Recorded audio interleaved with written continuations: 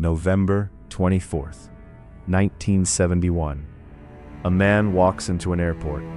He buys a one-way ticket under the name Dan Cooper.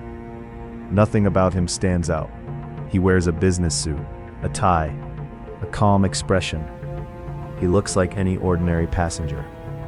But before the day is over, he will hijack a commercial airplane, demand $200,000 in cash, receive the money, and then jump out of the aircraft in the middle of a stormy night, somewhere over the wilderness of the Pacific Northwest. No body, no confirmed identity, no arrest, no answers. More than 50 years later, the FBI still doesn't know exactly who he was.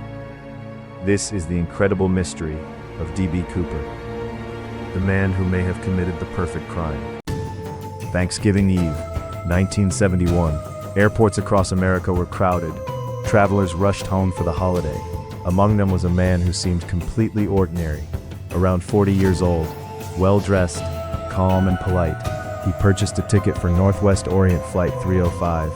The route was simple: Portland to Seattle, a short flight lasting less than an hour. Nobody paid attention to him. Nobody suspected anything unusual. After boarding the aircraft, he took his seat, ordered a drink, lit a cigarette, and quietly waited. Then he handed a note to a flight attendant. At first she ignored it.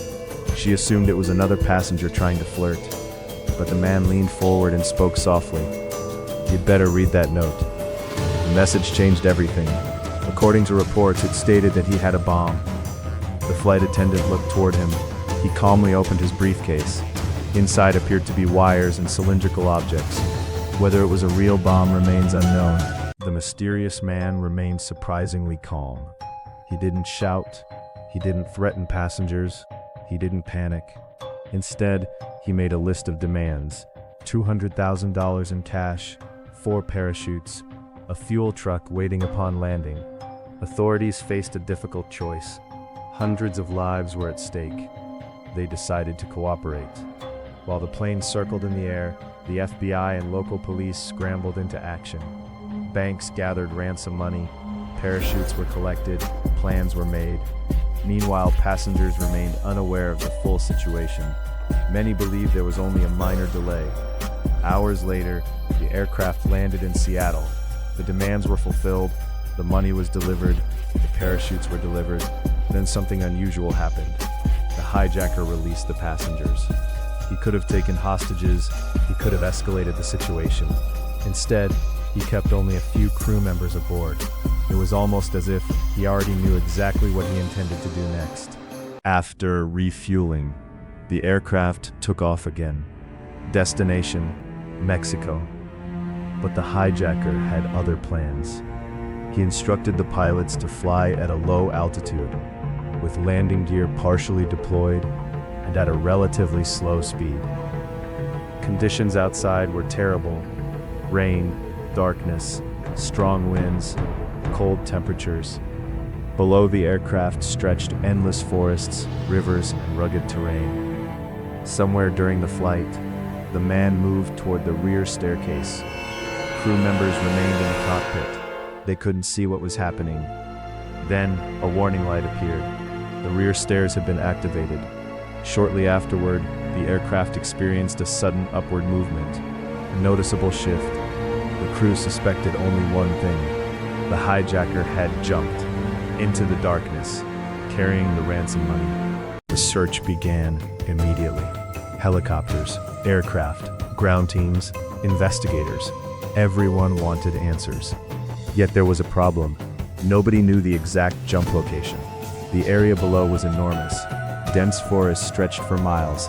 Rivers cut through remote wilderness. Mountains rose into the clouds. If Cooper survived, he could be anywhere. For years, investigators chased leads. Thousands of suspects were examined. Countless theories emerged. But every promising clue eventually collapsed. Then, in 1980, something surprising happened. A young boy discovered several bundles of cash buried near a riverbank. The serial numbers matched the ransom money. It was the first major piece of evidence found since the hijacking. Yet instead of solving the mystery, it created even more questions. More than 50 years later, people still debate the fate of D.B. Cooper. Some believe he died during the jump. The conditions were incredibly dangerous. Heavy rain, darkness, rough terrain. He wasn't wearing specialized skydiving gear. Others believe he survived. They point to his calm behavior, his detailed instructions, his apparent understanding of aircraft operations. Maybe he planned everything carefully. Maybe he escaped. Maybe he lived the rest of his life under a different identity. In 2016, the FBI officially suspended active investigation of the case, not because it was solved, but because after decades of effort, they still didn't have answers. The man who boarded that plane under the name Dan Cooper remains one of history's greatest mysteries.